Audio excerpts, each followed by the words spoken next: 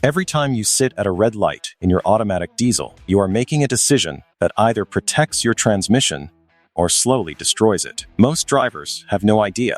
They just sit there, doing the same thing they have always done, completely unaware that one habit could cost them between $2,500 and $5,000 in repairs. Today, we are going to settle this debate for good. We are going inside the transmission, looking at exactly what happens in each mode, and giving you clear guidelines for diesel drivers here in the United States. The question that has divided mechanics, shop owners, and forum warriors for decades is this: at a red light, should you stay in drive or shift to neutral? Here is the truth. Experienced mechanics disagree. ACE certified master transmission technicians disagree. Vehicle manufacturers are split, with some recommending drive and others suggesting neutral for longer stops. The answer depends on how long you are stopped.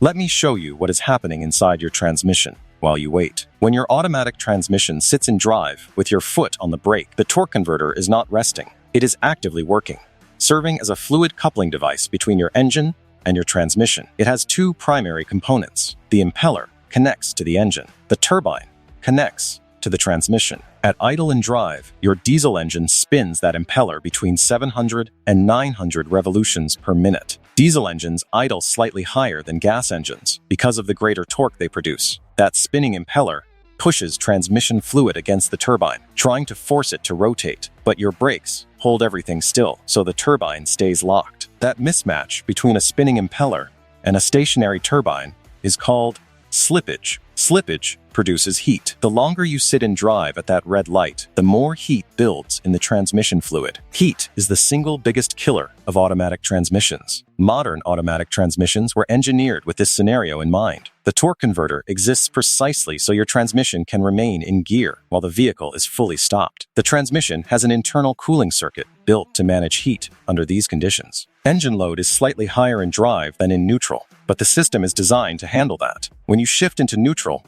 you break the connection between the engine and transmission. The torque converter stops pushing against the turbine. Slippage drops to nearly nothing, and heat generation falls sharply. Your engine relaxes and RPM may drop by 50 to 100 revolutions per minute as that load lifts.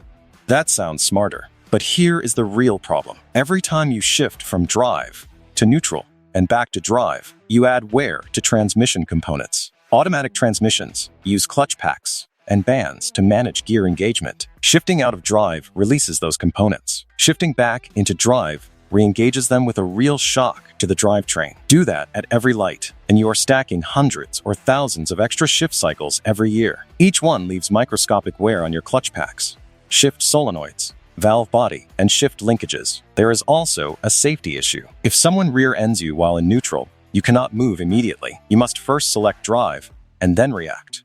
In drive, you release the brake, and you are already moving. This matters even more for diesel owners. Diesel engines generate substantially more torque than gas engines, especially at low RPM. A 2-liter turbo diesel typically produces between 280 and 400 Newton-meters of torque. A comparable gas turbo sits between 250 and 320 Newton-meters. That extra torque means your torque converter is working harder while idling in drive. More rotational force presses against that locked turbine, producing more heat and more stress on the transmission. Diesel automatics also run at higher operating temperatures overall. Gas engines reject roughly 60% of their energy as waste heat. Diesel engines reject around 40%. That means the cooling system carries a heavier burden in hot conditions.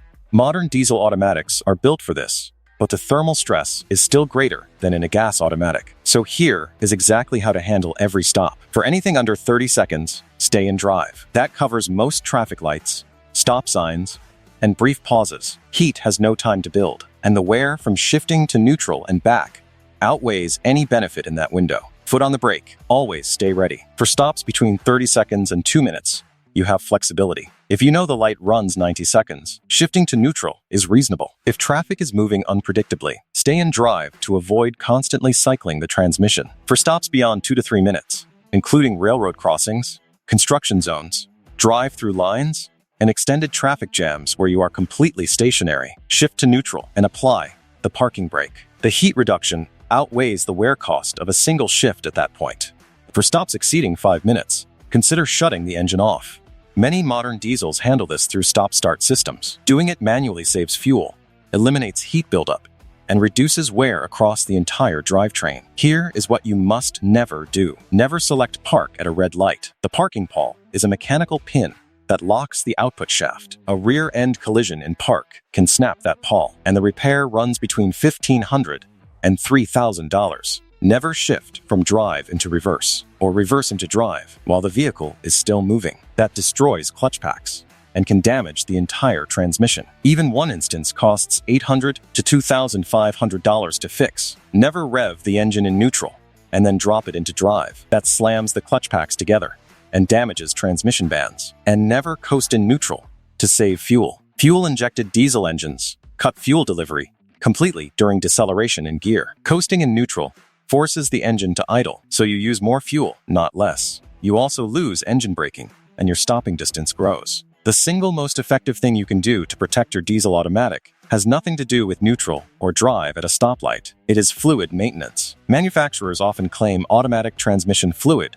is a lifetime fill. That is a marketing statement, not engineering fact. Fluid degrades with heat and use. Clutch material contaminates it over time. It loses its protective and friction properties. For a diesel automatic under normal driving, fluid should be replaced every 40,000 to 60,000 miles. If you tow regularly, drive in extreme heat, or deal with heavy stop, and go traffic frequently, bring that interval down to 30,000 to 40,000 miles. A fluid service costs $150 to $400. A transmission replacement runs $2,500 to $5,000 or more. Fresh fluid does more for your transmission than any shifting strategy ever will. If your diesel has an auto hold or brake hold feature, use it at every stop. That system holds the brakes automatically when you come to a standstill, lets you take your foot off the pedal, and keeps the vehicle stationary until you press the accelerator. The transmission stays in drive.